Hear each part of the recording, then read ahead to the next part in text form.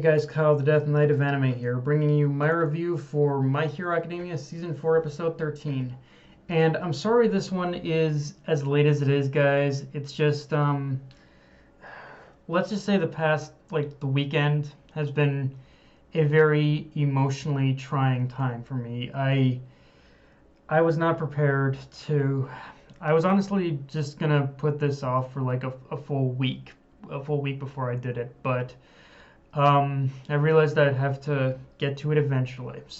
And honestly, I am feeling better. It's just yeah, the past weekend has been really emotional, really hard on me. But and honestly, I don't think I'm gonna be fully back back 100%. But I am well enough in order to give you guys give you guys the reviews. I think, let's put it that way. Um, with that said, like I said, let's talk about My Hero Academia Season 4, Episode 13. And so, I guess to start off, as a major point of discussion with this episode, I guess the major things to start off with this episode, or the major point of discussion, is Izuku fighting Overhaul at 100% of his power with Eri acting as a battery that's keeping him from destroying himself. And one of the most interesting parts of this is not necessarily the pretty much fight in itself or anything like that, but seeing the overall reaction from everyone else in terms of this episode, because looking on Crunchyroll, or just even a few videos on it, there's an overwhelmingly like positive reaction to this episode, as well as an intense hype that has behind it, and just how everything played out. And what the reason why I say that is because, believe it or not, when this first happened in the manga, I'm not joking on this, people actually kind of rage quit. Like, basically, like, after this happened in the manga, people rage quit and were decrying Hero Aka as the next fairy tale or the next SAO. Yeah, I'm not kidding. That was an actual thing. Now, looking back on it, I think I realize even more now before that it was just like a very small subsection of people who thought this. But yeah, I'm not lying. That was actually a thing. When people first saw this in the manga, they pretty much rage quit on the series after that. And I don't know if they got back to it or not. But yeah, there was a small section of there's definitely a section of the fandom who definitely kind of had a rage quit mentality on the series after that happened. For me personally, it's problematic in a sense, but again, I was definitely more in the camp of people who I always thought this was a genuinely epic moment, and in general, for me, it avoids being terrible because of two contributing factors. The first is that Ares' power is kind of clearly explained as a mutation, so there's that. But on top of that, like the power up of Izuku and Eri is really just only a temporary power up, because it's only a temporary power up that happens because of Ares' assistance. Like the whole 100%, it's not going to happen again for a long while. After this, Izuku is basically going to go back to 20%. But I will also say, looking back, I think this has kind of awakened his power somewhat. Like, let's just say, looking back on this, Eri kind of like helping Izuku like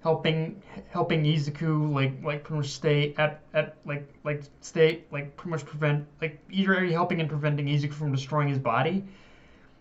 I think looking back on a lot of stuff that's happened in the manga so far, I think Eri might have also helped him to awaken Izuku's power in a way.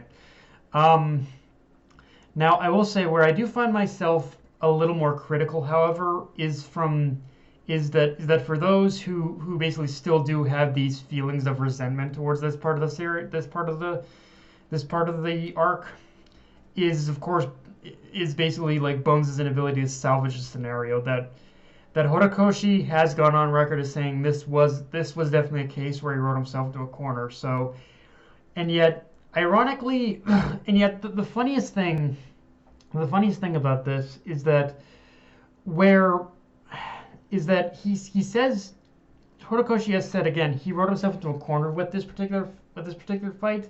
Yet ironically, he had a perfectly good alternative setup to defeat Overhaul, staring him right in the face. Because if you remember, one of the trends throughout this arc is that more than a couple times the heroes have been separated or groups needed to move on without the others. So that in itself already created a roadmap for all the heroes to reunite and team up to defeat Overhaul. And going off how last week ended with Ochiko and Tsuyu like showing up, it showed even more to me that the foundation was there. It just wasn't built on. Now, having said all that, again, the pretty much the way things went down, I have no problem with. But just talking in terms of like in terms of Horikoshi addressing the problem he said himself he created with this, it is kind of interesting how I do kind of recognize a very simple out if you wanted to fix it. So yeah. The other thing, the other small, now this is a much smaller criticism, mind you, but the other criticism I suppose I have is that for as epic as the whole final fight is, and it also does kind of make me really kind of see that Eri was really that in some ways Eri was really only created for this one moment. I mean, don't get me wrong. She basically has slowly started to find more purpose later on in the story, but it is kind of one of those things where in the moment I can see now that Horikoshi just didn't know what to do with her. Like again, it is kind of there. Like again, the entire thing I love, but I can't see it's not like I can't see the problems that Horikoshi has pointed out with that he says that he created, honestly.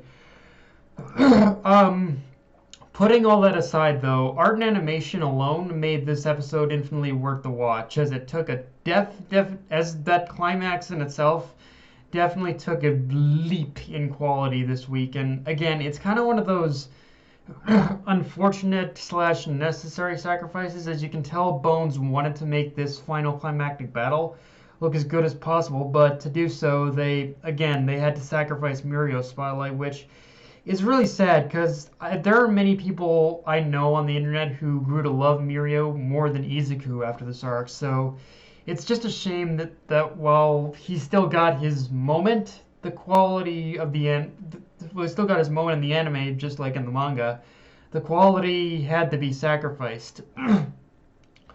In terms of this episode, though, I do kind of like how the art and animation really emphasized what the increase in power was doing to Izuku's body and how it was like affecting him. Like I guess in some ways it made him just look more like Super Saiyan, but I think there are moments where you can kind of see that the 100% is kind of affecting Izuku's body in a lot of ways. And although I will admit I do think the studio went slightly overboard with the multiple fists imagery, though. Like, that was just strange. I'm sorry, but it was. And so, like I've said before, in the middle of this fight, we basically get full disclosure of Overhaul's motivations, which is, again, as said previously, it is essentially to wipe quirks off the face of the planet. And as I said before, it's one of those where his motivations, in a very twisted way, are noble, because if you think about it, even though getting rid of quirks wouldn't solve all the problems with this world, it would still solve the biggest systemic one within the core of this society, which is that quirks more or less determine a person's lot in life. Like everything in this society was created around the quirks. So take them away, and a lot of the ways that everything is done by society becomes much more simple, because there are no quirks in order for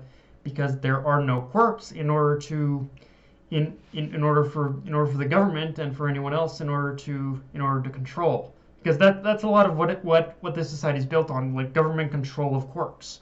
So take that away and suddenly like the whole divide of what creates hero and villain is gone. And again, that's not entirely what creates. Don't get me wrong, quirks aren't necessarily the main thing that creates heroes and villains, but it is one of the core things that like the society's outlook on quirks is kind of one of the big things that creates that creates a lot of these problems. So in a way, he is doing the world a favor by so in a way he was doing the world a favor by trying to get rid of quirks. Um, Now, again, even though Overhaul's methods were noble, though, the methods and means by which he used to get there are definitely the more unjustifiable part. I mean, what he was basically doing to Eri was abuse. He was basically abusing Eri's body in order to fulfill his ambition. And it's one of those things where you really see how he definitely started off wanted to just genuinely serve the pretty much boss of the Yakuza and do what he thought was best for him. But even over time, it got to a point where everything he was doing, Overhaul couldn't tell whether his actions and what he was doing was even in service of the boss's legacy anymore or his own self-interest in the Yakuza as an organization. Like the two extremes like kind of like merged together, and he didn't know what the boss would have wanted and what he would have wanted anymore. Like in a lot of ways, he was still kind of doing his own. It was still a noble cause, but for what the reasons he were doing it anymore became like a severe like gray mixed area. You didn't know what he was doing anymore. And I'll tell you guys straight up, just from hearing Nada's final thoughts on Izuku changing the future he predicted for him, I'm not prepared for what's going to happen next, because trust me when I say this, it will be emotionally scarring for all of us. Like, it was, the scene I'm talking about was intense in the manga, but oh boy, it's going to tear us all apart in the anime, I know that much. But yeah guys, that's my review. If you enjoyed the video, like, comment, subscribe. Follow me on Twitter, Facebook, and Electric Crunchyroll. Death Knight of Anime, signing off. Later guys.